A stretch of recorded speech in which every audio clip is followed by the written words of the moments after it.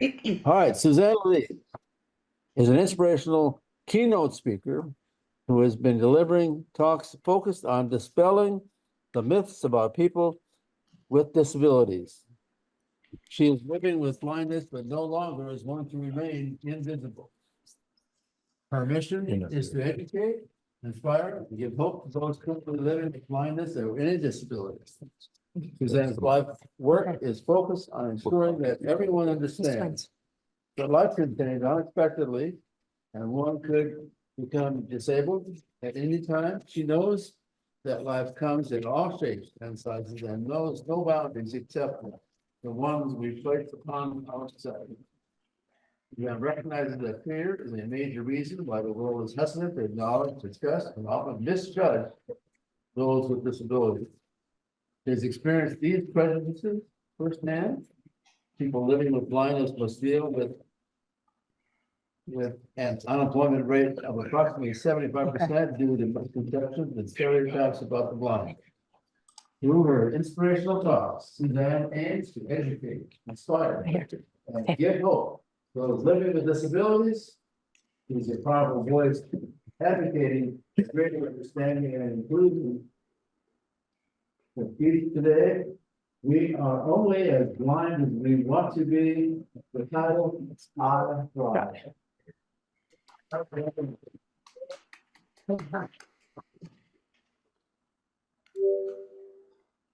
Have you ever known someone who displayed unwavering determination and extraordinary strength to overcome seemingly insurmountable challenges?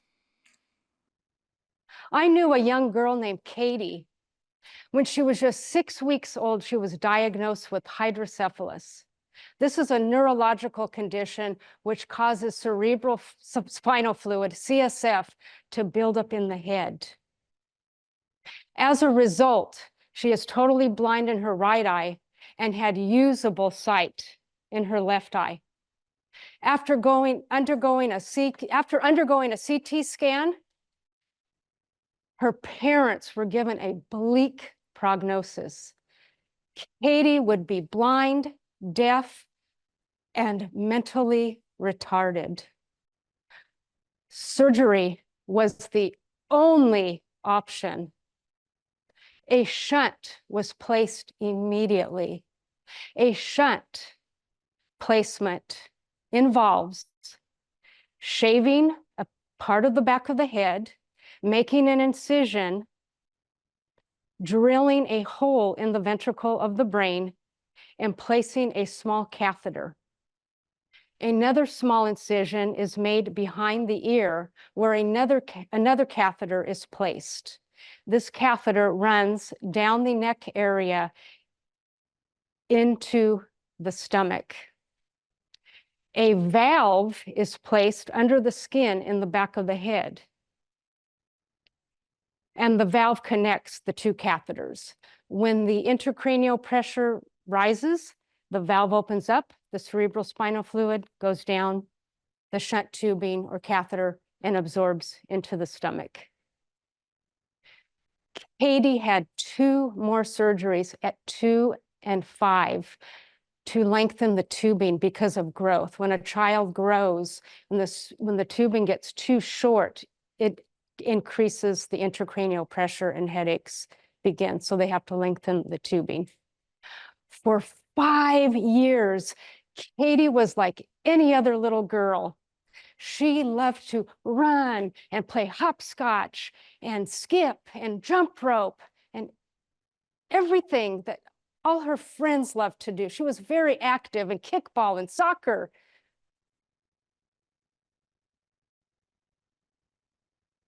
But soon her childhood would come to an abrupt stop. After she celebrated her 10th birthday, Katie began seeing dark spots, sort of like when you go outside from a movie theater. Katie was scared. She didn't know if she was ever going to see again. After a visit with the retina surgeon, it was determined that Katie's retina had detached completely. Now, retina detachment is not life-threatening. However, if it is not treated immediately, it could lead to blindness or sight loss. And basically what retina detachment is, it's a tearing away from the blood vessels.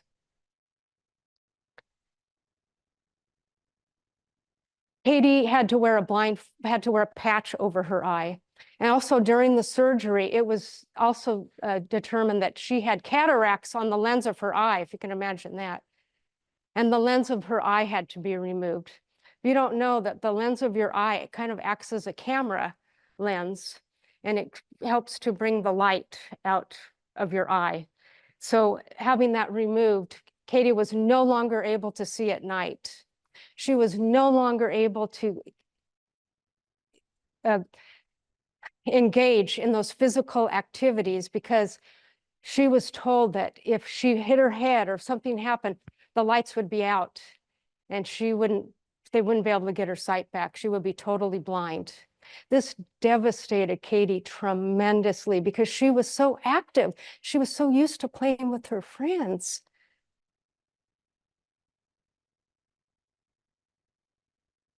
I also want to mention at this time, her parents were very much by her side during this whole situation. The cost of the surgery was enormous, and her dad, they didn't know how they were going to pay for the surgery. And her dad, being a very humble man, had to approach his business, a business friend of his, and he was able to get the loan. And her parents literally spent $10,000 so that Katie could hopefully get her eyesight back. They were very dedicated to that. So for about a year or 18 months, Katie, again, was back in life and enjoying school. But then she began experiencing excruciating headaches again. Her parents rushed her to the pediatric neurosurgeon who drained fluid off her brain. This caused Katie to black out. She was rushed to the emergency room immediately, and an intracranial pressure study was performed, and it revealed that she had low intracranial pressure. Her ventricles were too small, unlike hydrocephalus, where they're too big. Katie had surgery once again to have another valve placed in, and she didn't wake up for 2 more days, for 2 days after that, because her brain was trying to adjust to the new pressure in her head. After that, Katie was great. She didn't even know she had a shunt. And for 3 long years, junior high and her first year in high school, again, Katie thrived. She loved, again, she was in school. She was with her friends. She was going to the mall. But suddenly, again, her life stopped. At age 15, she began experiencing headaches again. And she was over-shunting. But not only was she over-shunting, she had developed a bacterial infection in her cerebrospinal fluid. And because she had a foreign body in her, it was impossible to get rid of. From the age of 15 to 24, Katie would endure over 100 neurosurgeries and numerous hospitalizations. During each hospitalization, it was a 6-week stay. The shunt had to be removed completely. Her cerebrospinal fluid had to be drained on the outside of her. She had a central line to administer the antibiotics.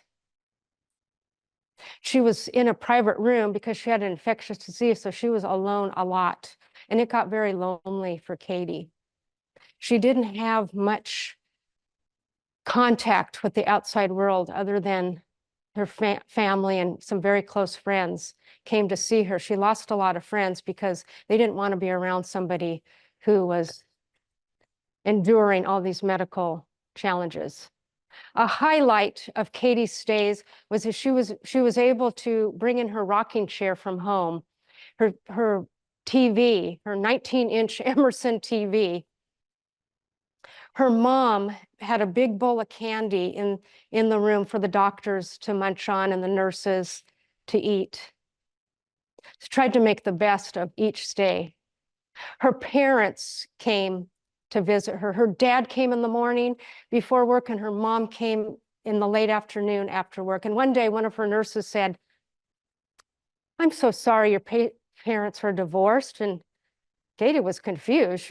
How did you know my parents are divorced? They're not divorced. She said, "Because your dad comes in the morning and your mom comes in the afternoon."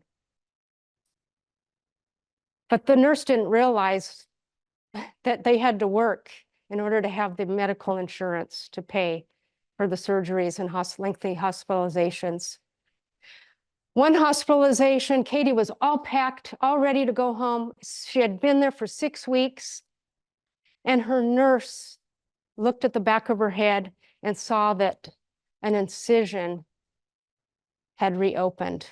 And she showed one of the neurosurgeons, who immediately said, "You're going to have another surgery and 1 more month in the hospital." This devastated Katie because it put off all her plans, everything she had planned to do, going to school and just getting on with her life.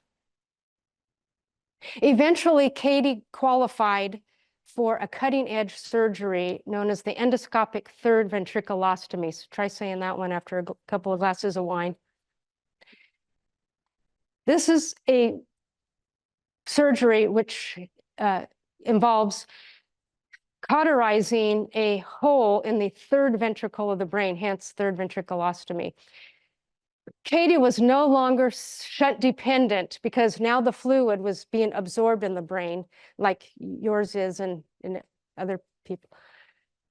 She no longer had infections because she didn't have a foreign body. She didn't have to stay long 6-week stays in the hospital. This was her miracle surgery, finally. The end of all surgeries. How would you have dealt with or coped with all these surgeries and hospital stays?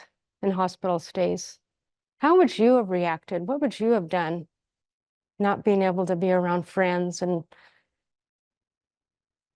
well, that little girl, Katie, is standing in front of you today and is now a grown woman. And I'm here to remind you that you can, any adversity, you can triumph over any adversity that comes your way. I guarantee it. I'm living proof. I was ready to get back into school, get back into life. And I realized that my precious eyesight had significantly declined. I was no longer able to read large print or walk independently. I got a letter in the mail from a vocational rehabilitation counselor, Christy, and I made an appointment. And she immediately said, "I want you to go to Orientation Center for the Blind in the Bay Area, OCB, or as many of us call it, ouch, crash, bang." I said to her, "I am not going to OCB. I just got well. I'm at home. I'm with my friends. I'm having a good time." But after kissing several poles and playing footsie with steps, I decided to go to OCB, and I am so glad I did. This wonderful school and caring staff provided a wonderful environment. With Braille and assistive technology, such as a screen reader, I'm able to communicate with my friends, stay in contact with them.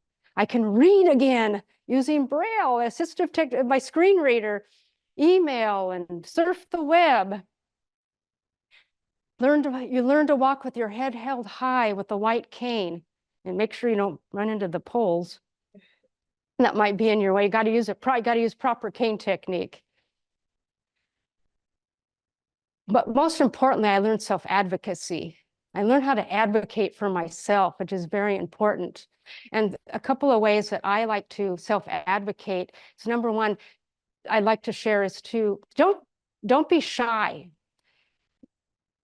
Don't be shy. Say hello to someone who is blind. We don't bite, honest. People who are blind don't have better hearing. We have better listening skills out of necessity. Try closing your eyes sometime.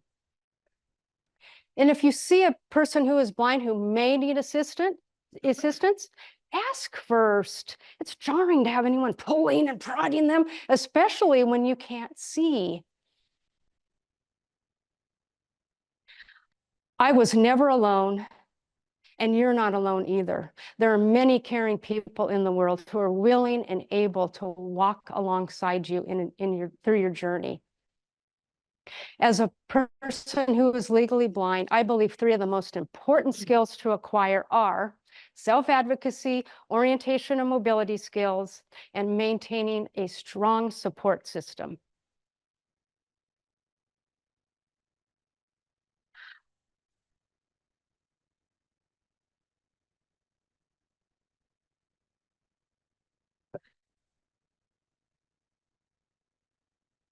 Some of the organizations that I participate in now, I'm very active in American Council of the Blind, which is our national organization, California Council of the Blind, and very involved in those. I go to conventions. Toastmasters, I joined Toastmasters in 2013 because I wanted to improve my communication and leadership skills. That's one of the reasons I'm here. Some of the other organizations that I belong to are Association for Deaf Education and Counseling. And let's see, and I also help out at the Braille Institute. I'm very much involved with the Braille Institute. But by helping others, I have learned that helps yourself in doing that. I shared my story with you to help you recognize that loss comes in all shapes and sizes, and we cannot know what we will know we cannot know what we will face in the future. But the 3 strengths that help me, that might help you, are your family, your friends, and most importantly to me, it's your faith.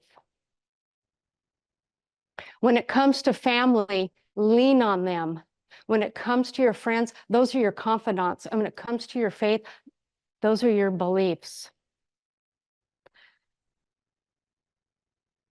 One quote from Helen Keller that I very much like is when she said, "The only thing worse than being blind is having sight, but no vision." Ladies and gentlemen, 3 takeaways I would like you to leave here tonight with.